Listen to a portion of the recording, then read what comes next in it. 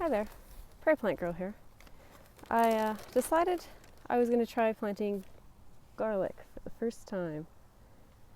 So I found some garlic at my local nursery center.